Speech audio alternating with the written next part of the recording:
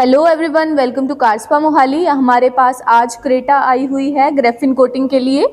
आप देख रहे होंगे कि गाड़ी की कंडीशन तो बिल्कुल नई लग रही है, तो कोटिंग कराने के क्या फ़ायदे हैं।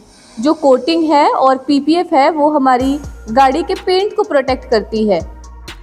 कोटिंग गाड़ी पर होने वाले माइनर डैमेज जैसे कि स्वर्ल मार्क्स या एनवायरमेंटल डेब्रिज, डर्ट, डस्ट जो है उसको ज़्यादा टाइम तक नहीं रहने देती है।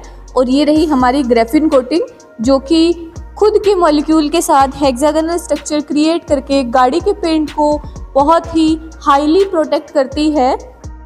ग्लासेस, प्लास्टिक पार्ट और अलॉयज़ पर अलग अलग कोटिंग होती है एंड कोटिंग के जो रिजल्ट्स हैं वो आपके सामने हैं।